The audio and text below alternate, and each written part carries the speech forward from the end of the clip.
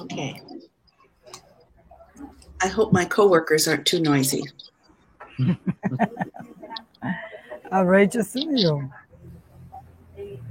Tem que voltar. Pedro. Carregou.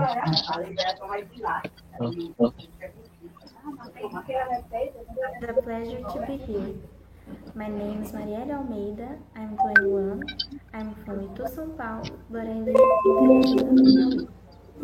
I'm a Brazilian black girl that came from a family where most of the people could not finish the high school. But I am a fashion design student in Piauí's Federal University, and I'm technical in interior design too.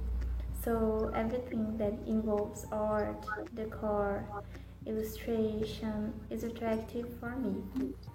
I choose my profession, I choose study, I choose a public university that were my dreams for a long time. I remember me drawing clothes since I was 5, 6 years old, and I could make my wishes come true all because the opportunities. My mom worked in 2, 3 places at the same time, just to take on for her the responsibility to work and give me the chance to dream and realize. My bigger sister just had her daughter 3 years ago, but before that she was working to be a better example and to show me how long I could go and how bigger my dreams could be. My grandmother showed me how hard the life was for her and teach me the value of education and to never give up. Today, I am what I am because I choose, but not only for this. I had examples, I had people before me opening doors to me to be a free woman. I valorized and turned value from things, so I'm always searching for something deeper in everything that I do. I'm always trying to think about my actions and try not to do them in automatic. I know the responsibility that I bring with me, and I feel connected to the fashion, but I see above clothes, shoes, fashion weeks, or glam. It's about value, real necessity, social interaction, and valorized and fair paid workforce. It tells a lot of me and the examples that I had. My goals is live in a more equal world with more possibilities and rights for the people, to be someone that open door for others, to give them the opportunity to choose. I want to have a good life and I want the same from the others. Thank you.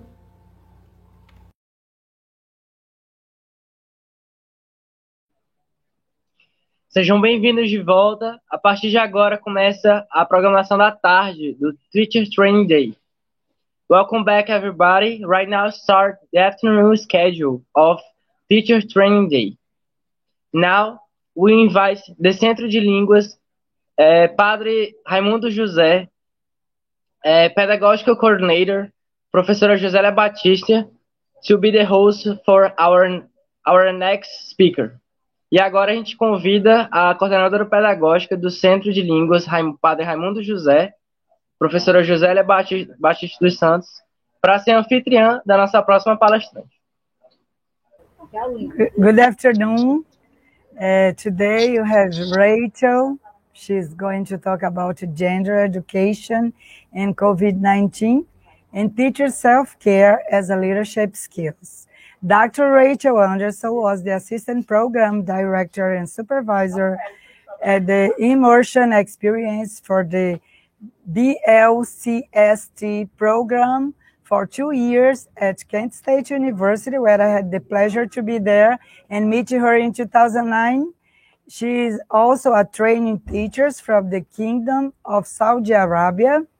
Does this program ended in July 2020 due to the pandemic situation, and she spent 25 years as a career higher education professional and gained significant experience working with grants, international scholars, and issues in gender and education. Dr. Anderson is currently teaching master's and doctorate students as a part-time faculty member for the College of Education, Health and Human Services at Kent State. She also has her own NGO, the Center for Gender Education and Empowerment, and her organization held several online events.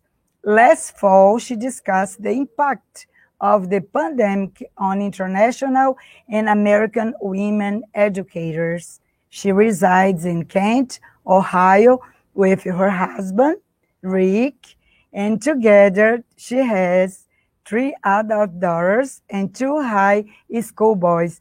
It's with a great pleasure that we have Rachel Anderson today, that I had a pleasure to meet her in 2009 at Kent State University when I took the course Leaders in International Education program. Welcome, Rachel, and thanks for your presence here. Thank you for such a kind introduction. It is my pleasure to be here. Someday I will be in Brazil and maybe do this live. I hope but today we will use the internet. Yes. Welcome. Thank you very much. And welcome to all of our participants and teachers today. It's very exciting to meet you all through this virtual experience.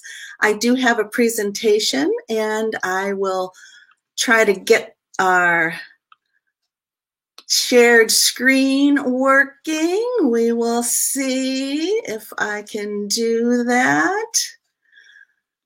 Let's see here. So we all are learning how to navigate these technologies. Now I am a StreamYard person, in addition to Zoom and WhatsApp and Facebook and everything else, as all of us have become. So today I'm going to talk to you about self-care as a leadership skill, post-2020, the pandemic, and beyond.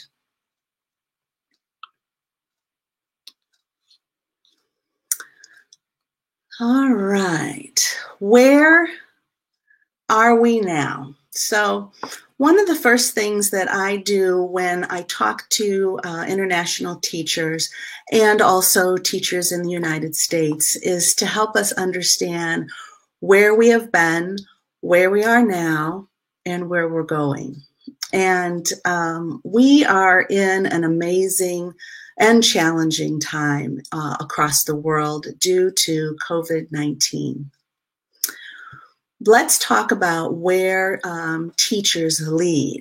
And Professor Batista, she was at Kent State as a teacher leader, learning more about leadership and leadership for teachers in the United States, and brought all of those fantastic skills back with her and incorporated those things. And she was a leader before she came here and continues to be a wonderful leader in Brazil. We lead as teachers and as educators in the classroom, in the school building, and in the community. We learned during the pandemic, and I want to make sure that my thing is correct. Okay, just making sure. We learned during the pandemic that location can disappear overnight. I remember when I was working with Saudi teachers and we were they were here for a year with their families, learning about teacher leadership. And one Thursday we were in class, and the next Monday we were online. And many of you have had similar experiences, either as students or as teachers. So location can disappear during a pandemic. We learned that our connections to each other as colleagues can be profoundly challenged. I used to talk to my colleagues in the hallway, in my office, at lunch. That was removed during the pandemic. We learned that our communities can be full of opposition. In the US, nobody wants to wear a mask. Nobody wants a vaccine. And we also are learning this year that things like critical history, critical race theory, reviewing history through the lens of critique is somehow bad for families, somehow a threat. We also learned that technology can be a blessing and a curse. I had 6 people using my broadband internet last year and part of this year. In my own house, how did we all get on the internet together? Maybe you had similar problems. Some of your students may not have had a laptop or connections to the internet. Where do teachers lead? In the classroom? In the school building? In the community? All of these things changed. So, knowing that, how did the pandemic change our beliefs about leadership? It's important to look at the context. We have to lead with tumultuous, very difficult politics. Masks covering our face. Isolation from colleagues, from peers, from family. Vaccines, illness, all of these things impact our way that we lead. Think about this last year.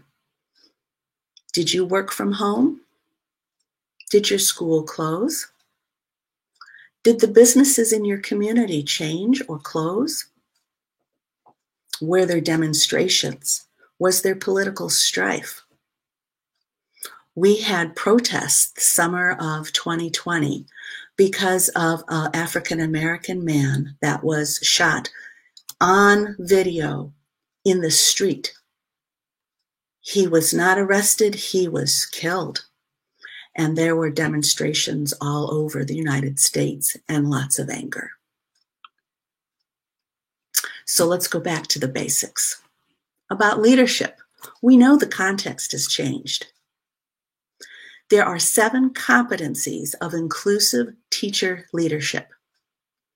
And I'll argue that every teacher is a leader, whether it's with your students, your families, or in your community.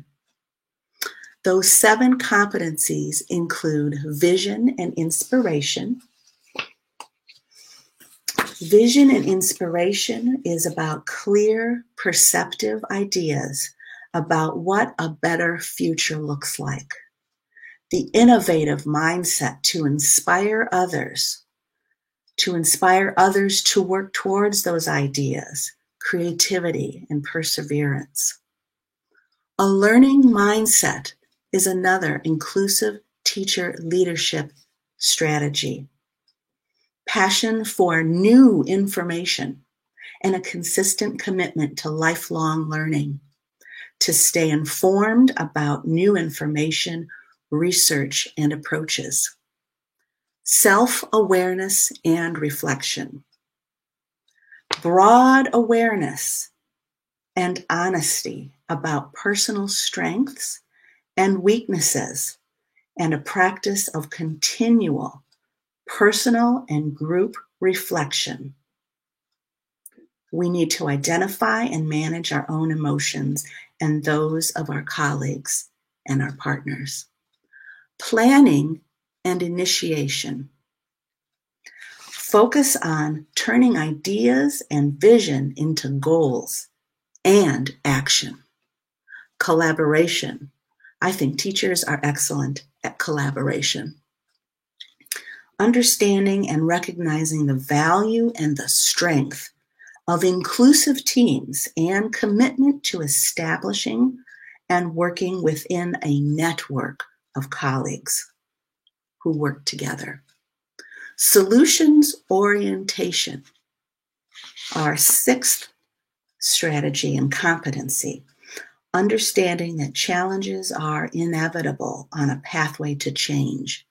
Change is hard, but we have to work towards a solution. Technological literacy. Our last competency is the knowledge of current technology and understanding of how and when technology is best used. So any of these competencies can be used in teacher leadership. All of us use every one of these competencies. Some of us are better at vision. Others of us, our strength is collaboration. And some of us also have some weaknesses in these areas. But today we're going to talk about self-awareness and reflection. We're going to talk about self-awareness and reflection as a way to make things better and to move forward during this pandemic time and beyond. So, understanding how teachers are feeling is the first step. We have the context. We know we're in a pandemic. We know things are challenging. But how are you feeling? There is a writer in a very popular online and in print journal. It's called Ed Week. You can look it up on the internet. Madeline Will wrote way back in 2017, which seems like a very long time ago right now. I know it's a little fuzzy on the screen. I'll read it on my screen over here. She wrote as part of her survey that was done in 2015. She's writing about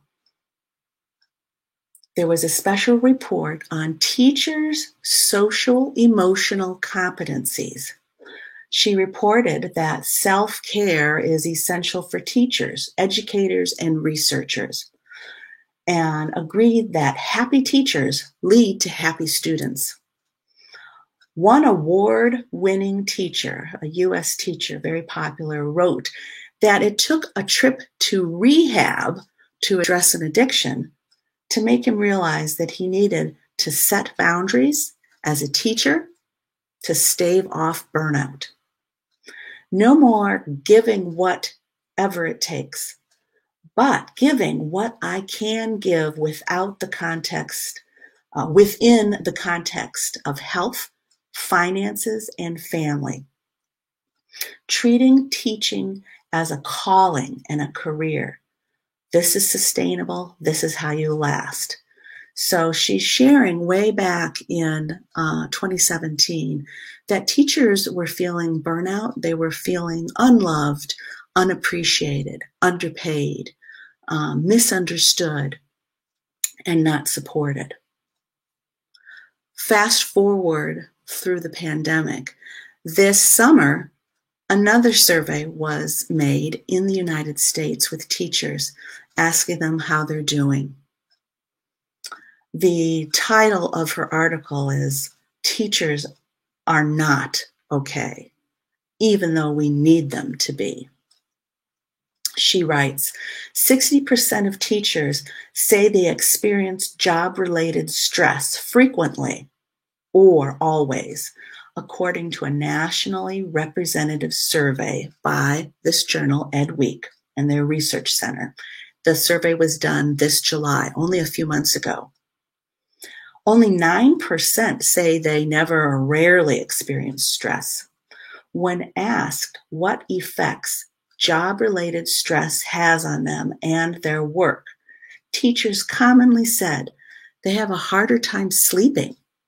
They're less able to enjoy their free time with family and friends, and they are not feeling well physically. How are you feeling? Many of our teachers are not okay. In fact, in the United States, they are quitting or they are resigning and leaving the teaching profession. Poor teacher social emotional well-being impacts students negatively. 41% of teachers said they feel like they're less effective at their job when they're stressed. Research shows that when teachers are stressed out, the quality of instruction suffers and their relationships with their students suffers.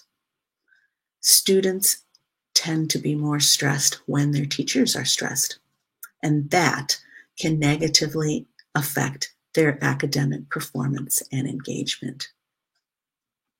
So what do we do with this information?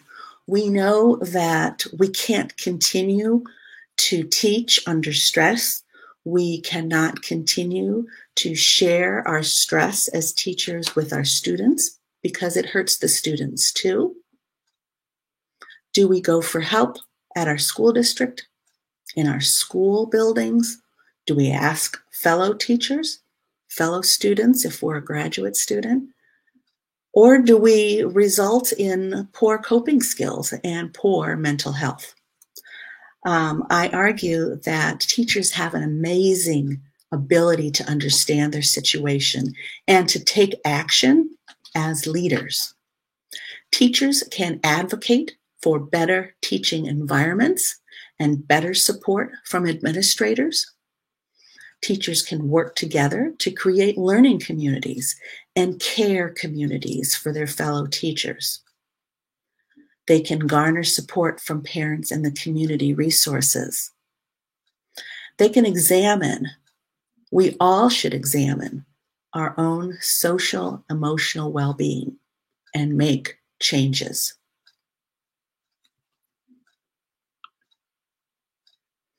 So we're going to talk about self-care a little bit more. My little sign here says happiness is not a destination, it's a way of life. We need to start thinking about self-care as a professional skill, as a leadership skill, because when we learn and model self-care, self-reflection, we impact our students in positive ways. We help them learn how to take care of themselves in places like school, home, and in the community.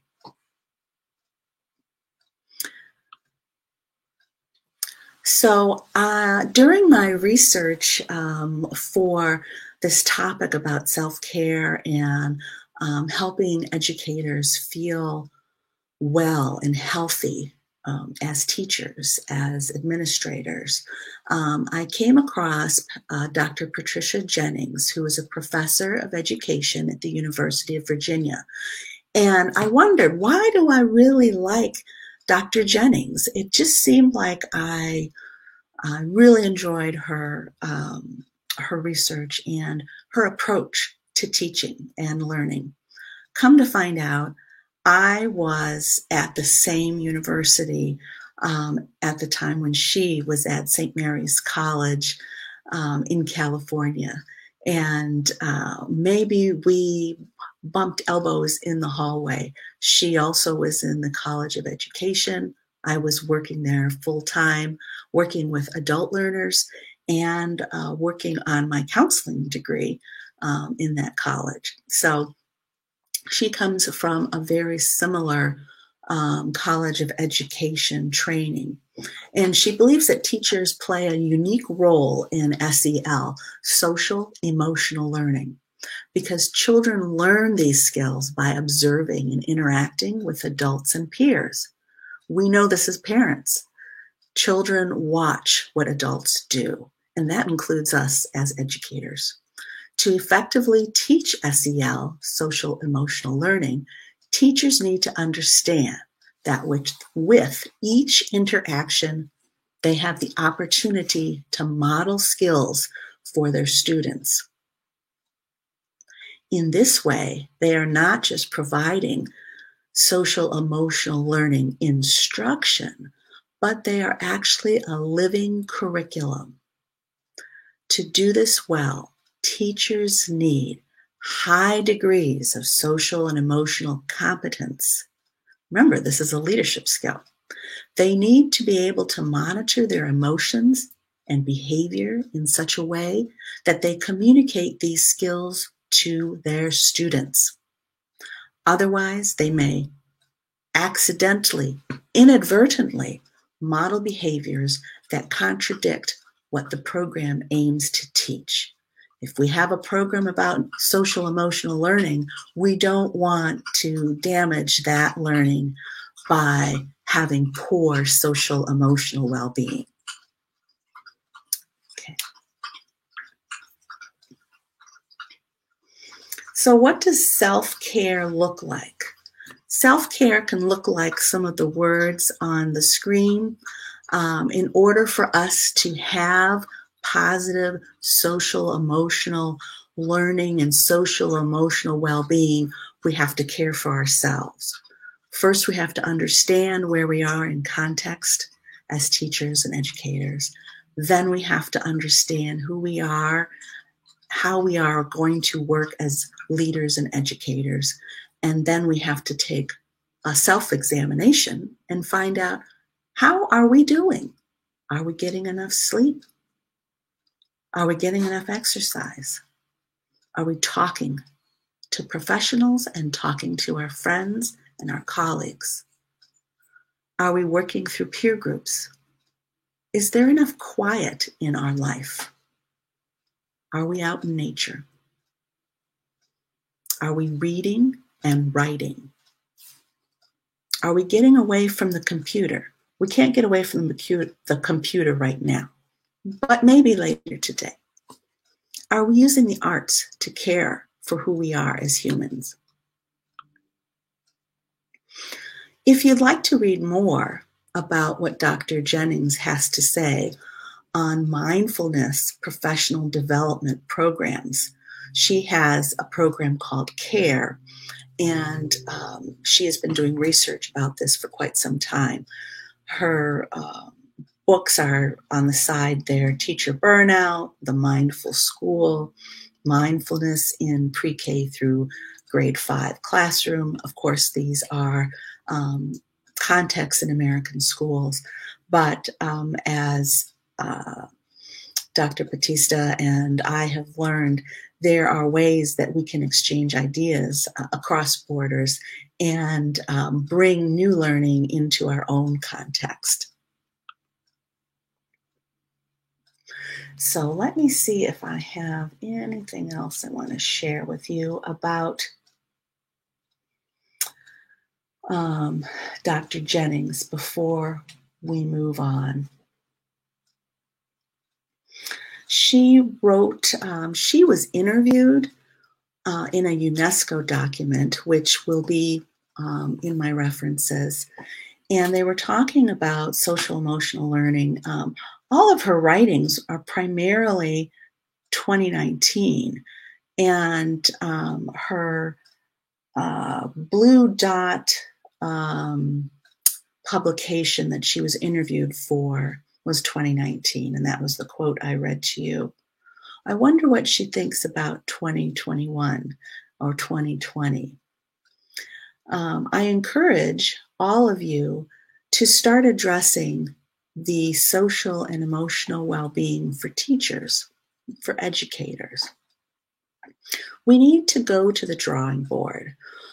We need to review our best practices.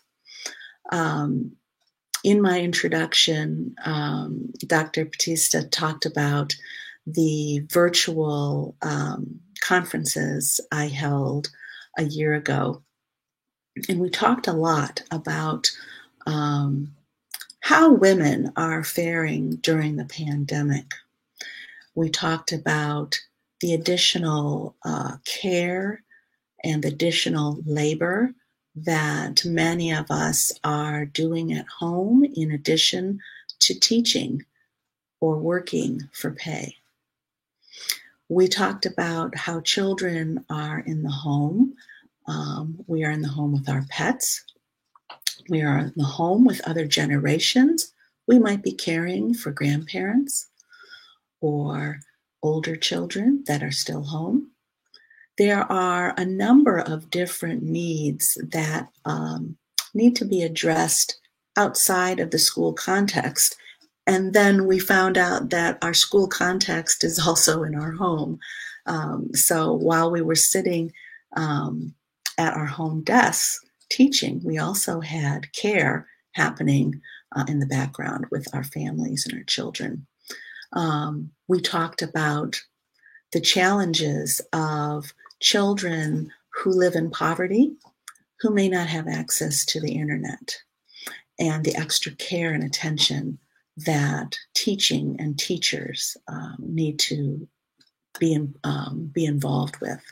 So there are lots of things that happen to us as educators. We learned in our conferences, but we also now are coming to the point where we're going back into the schools. We're worried about masks and vaccines and gaps in learning. And while we're doing all of that, we don't want to lose focus on how our social and emotional well-being is for women, for men, for new teachers, for aspiring teachers, and for teachers who are approaching retirement. All of these groups of teacher educators should take some time and consider, how are you doing? What kinds of things can we do in our homes, in our classrooms, and in our communities that will help us move forward in this pandemic and beyond? Some ideas that are coming out are working with groups of teachers and having meetings, talking.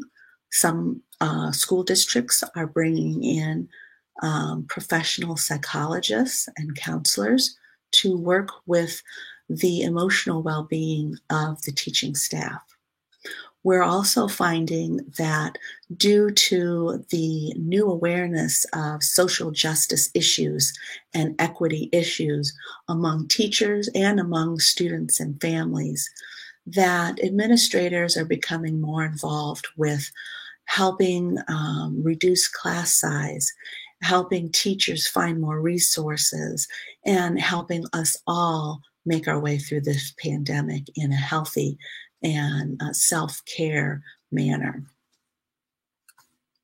As a leader, your role in the classroom and at home and in your communities is an opportunity for you to lead self-care, for you to ask tough questions, to help prevent, excuse me, to help prevent people leaving the profession. I'm going to get a quick drink.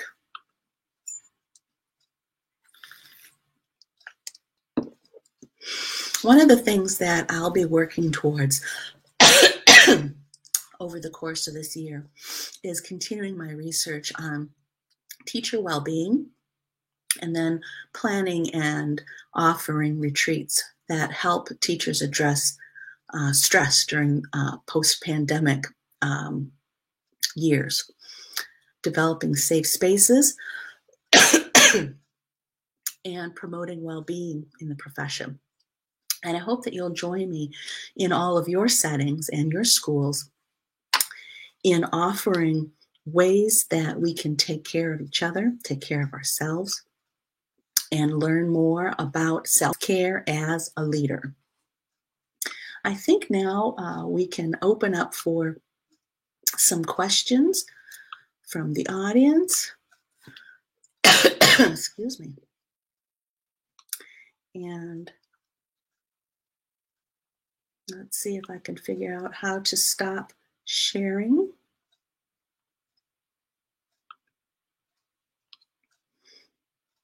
Anybody know how to stop screen? There we go. I'm hoping that we can take some time to talk about your ideas on how to develop self-care. Joselia, do you want to tell us the best way for them to answer questions? Yeah. Or to ask questions? Yeah, sure. They're going to type via YouTube the questions. I will check if there is any question here, and then I pass the questions for you. Yes?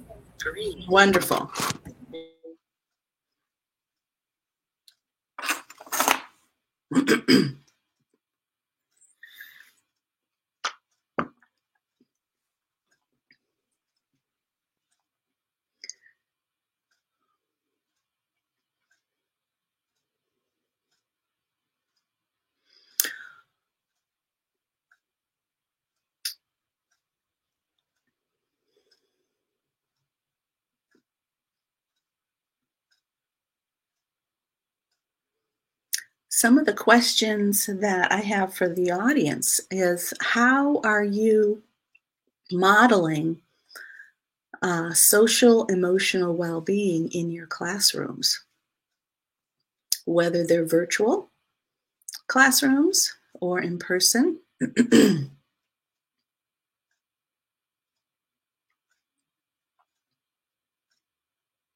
We have a pandemic here of the unvaccinated. We have children losing their parents, sometimes both of their parents, due to the virus. There have been some very sad stories in our news about children orphaned because their parents died of COVID.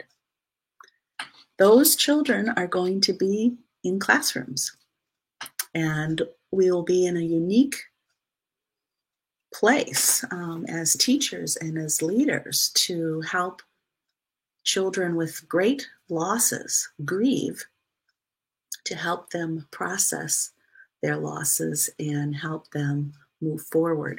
Not all of us are counselors, but we all need to have skills to protect our own emotional health and help our students learn good self-care practices.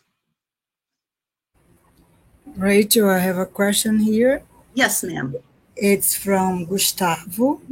Gustavo is asking you, how did you deal with work alone during the pandemic? Yes, working, that was one of those key words, Gustavo, the word isolation. I'll tell you, isolation was very difficult for me personally. I'm a social person, and a lot of us as educators are social people. We want to be with our students. We want to be with our peers, our colleagues.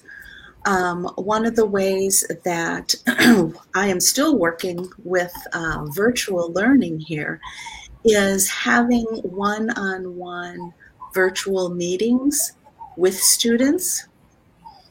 Even at the graduate level, I am meeting one-to-one on Zoom with my students. I also have group meetings with my students. So that is one way that we can keep connected even when we can't be in the same building. And during the pandemic, we're still in the pandemic, but last year, this was also how I met with my students online. There were times where we can meet with our students or our colleagues socially distanced at a cafe, coffee shop, but sitting apart or wearing masks. Another technique people were using was going for a walk, exercise and connection together. So maybe wearing a mask, maybe not, being outside in nature and walking and talking.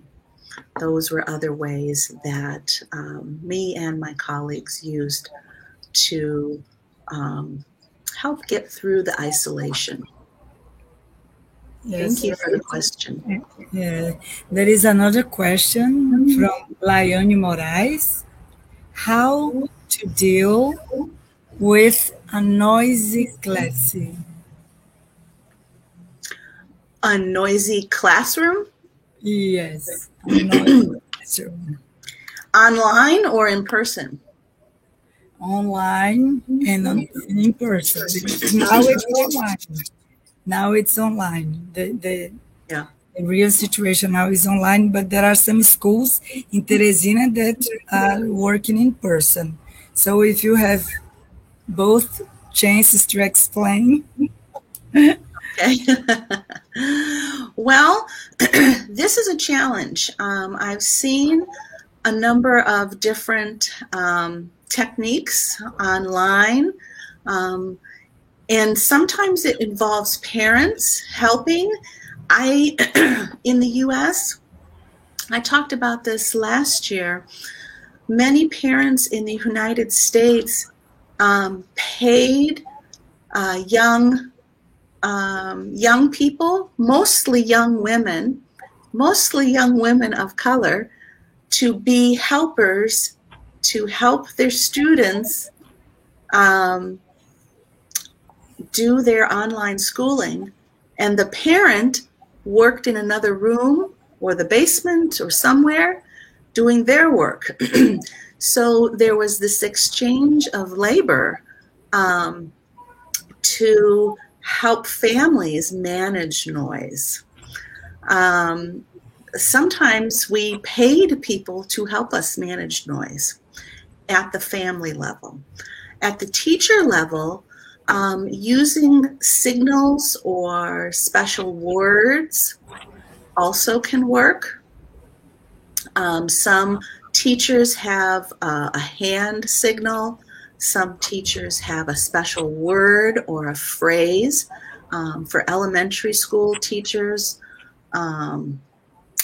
they might start out with a clap, and then the students would clap back. It works in person, and sometimes it can work online. These are, our teachers are very creative, but noise is a classroom behavior management skill. And so the best way to manage those are to ask teachers around you who have the same students and talk about what works in their classroom. What works in my classroom in the United States may be different in Brazil. So, Dr. Rachel, there is another question from Classy Hannah. Mm-hmm. The question is, how she can bring back hope to some students, especially in this time of pandemic situation. How to bring back hope to the students? Yes. I think step number one is acknowledging that this is a unprecedented historical time. And our students are going to be impacted for the rest of their lives by this pandemic. Hope means that we know that the pandemic will end. The pandemic won't end, and there will be something next. So as we talk to our students about social emotional well-being, we instill hope by letting them know that things will get better. This is a tough time to talk about hope because many children are losing their parents, their grandparents, sometimes their teachers. We have teachers dying of COVID during the school year in the United States. Hope means that things will get better and that we can do things to help us feel better in the moment. One thing that I think is important is to write. Give every child a little book and maybe a magic pen, a magic pencil, and to write about their feelings. and to write about what the future will look like. And if we can get in that mind space of what can be better, what the future will look like, what we want the future to look like, then we can start using our imagination and start thinking about hopeful times ahead. Another strategy is to work with artwork. So allowing students to express themselves in some form of art. It could be music, it could be drawing, it could be clay, it could be using discarded materials, things that some of us might call trash, and creating something with those, cleaning them, making them into a sculpture. There are lots of art activities, be that music or drawing, that can be helpful for children as they think about the future in a hopeful way. Yes, very true. And I have another question here from Gerardo. Gerardo Soares is asking, is there any specific author or writer you suggest to read nowadays about the topic of self-care? I think Dr. Jennings is a good place to start. She has a long list of articles and books.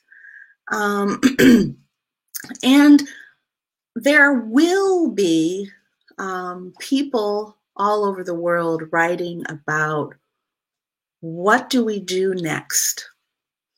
And some of those things haven't been written yet. So this is an opportunity for all of us to come up with new ways to doing things. We talk about the new normal. I don't know if that's the right term. I think, maybe a better normal, one that appreciates the role that teachers play in helping students get through life, to have hope, and also to learn skills that will help them during the next time of difficulty in history. We always have difficulties, and teachers are in a great place to help our students learn how to cope with challenges. And we do that best when we take care of ourselves and our peers. Yes, and I have another question.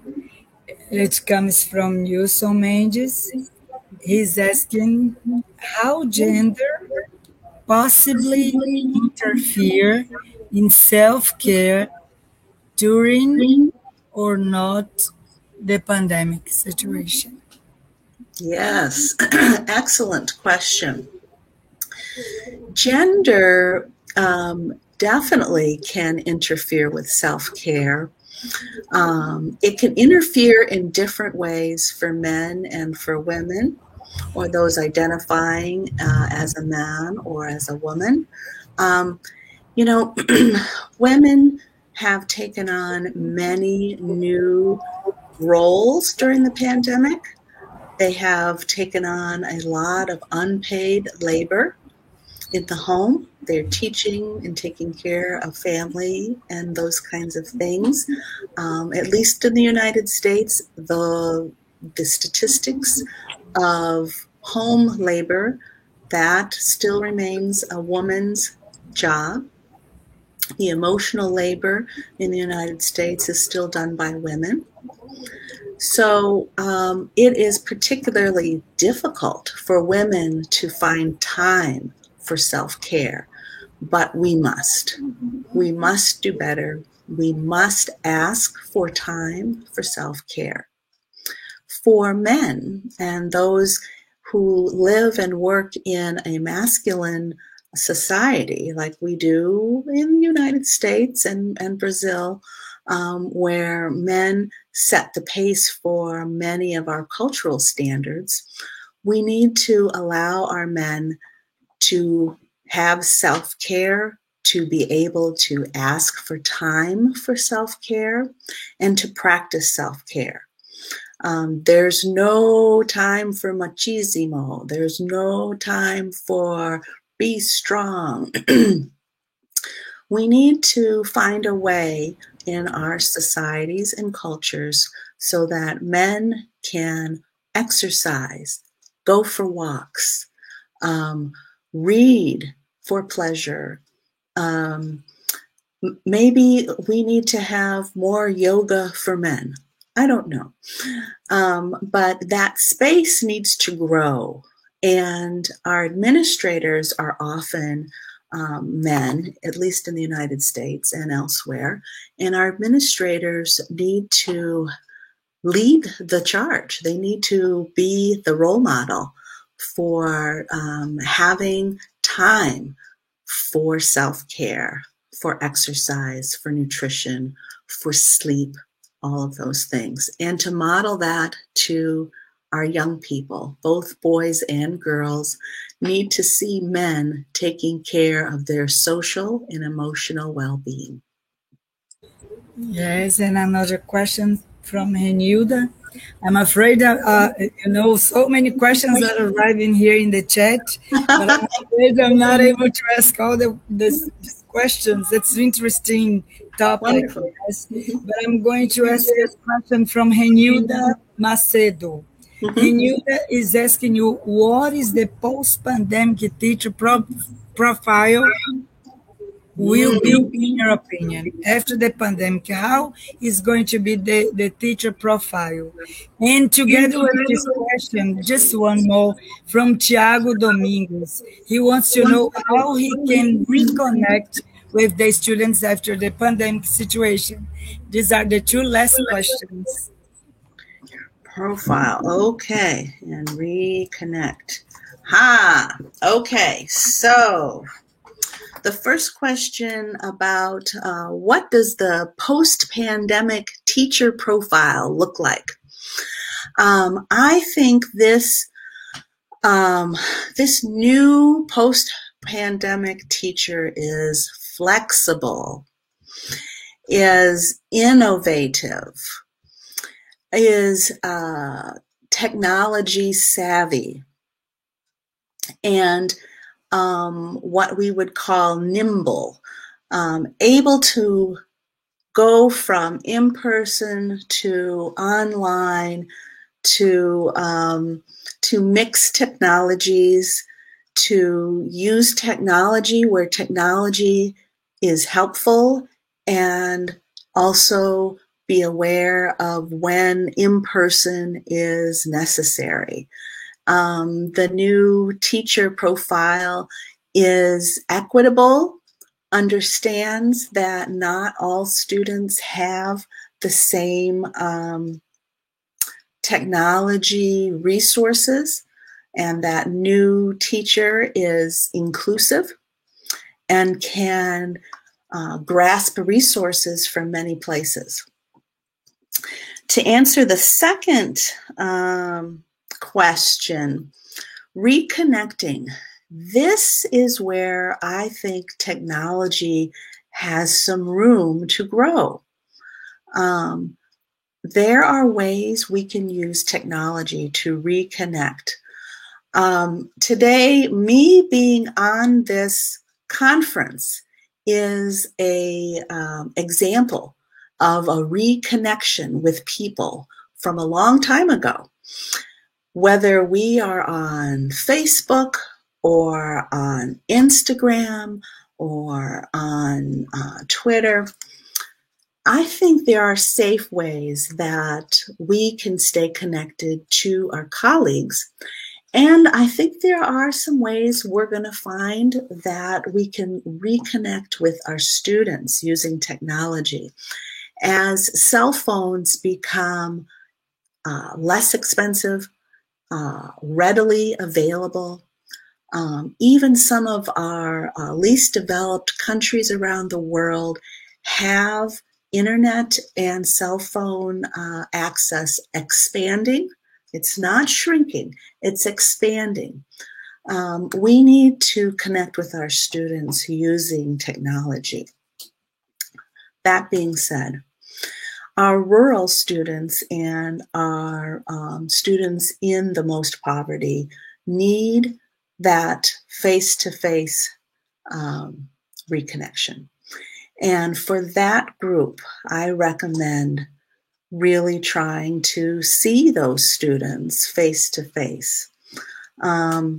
There are times when it's not possible, but I also know that I have colleagues in Africa that live in rural areas and have schools, say, for girls, and they have to visit families sometimes to get the students back to school. So maybe, 80% of the time technology can work, and maybe 10, 25, somewhere around there, face-to-face is still going to be necessary. And I hope that we use all of the resources that we can. We have had outreach in healthcare and in emergency services and NGOs. We just have to be creative and reconnect with the people we lost touch with. And when, things start to open up, maybe we can see our colleagues across the world and learn some more techniques. Yes. But thank you for all these good questions. What a wonderful group of participants today. Yes, it was my pleasure. It was our pleasure. Dr. Rachel, thanks again for accepting our invitation to take part in this very nice conference, the Teacher Training Day.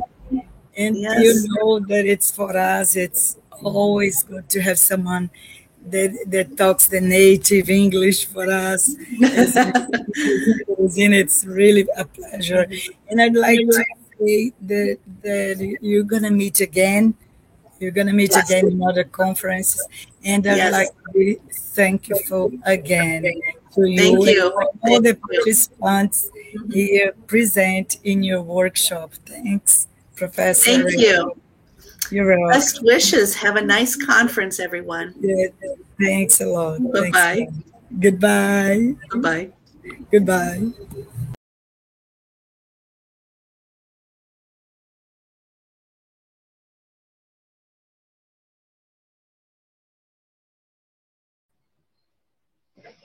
Hi guys, I'm back. Nós agradecemos a palestra da PhD Rachel Anderson, que discutiu o tema Gênero, Educação e Covid-19, autocuidado do professor como habilidade de liderança, e a nossa anfitriã, professora Josélia Batista dos Santos. We appreciate the lecture of the PhD Rachel Anderson, who discusses gender, education, and COVID-19, teacher self-care as a skill of leadership, and our host, a Professor Josélia Batista dos Santos. Agora nós pedimos que os inscritos nos workshops se direcionem para os links dos workshops que eles vão participar. Lembrando que você pode participar de até 2 workshops. E o resto que ficarem faltando, que vocês quiserem assistir, o nosso grupo, a nossa equipe vai enviar na íntegra a gravação para você assistir depois dos outros workshops que estão rolando. Então, a gente volta a se encontrar a partir das 17 horas aqui no YouTube, no canal do YouTube. O link é que nem esse que era diferente das 9 até o meio-dia e é diferente desse das 14 às 15 horas. Então, você vai no grupo do WhatsApp do Teachers Training Day, que vai ter lá um link específico para a última palestra das 17 horas. And now we ask our participants who sign up in workshops to direct themselves to the respective links of each workshop, remembering that each participant can watch at least 2 workshops, and another ones will receive the tape in full to look after for. We will be back in YouTube at 5 p.m. for our last lecture, using the link that you can find at Teachers Training Day WhatsApp group. É isso. See you later, guys. Bye bye.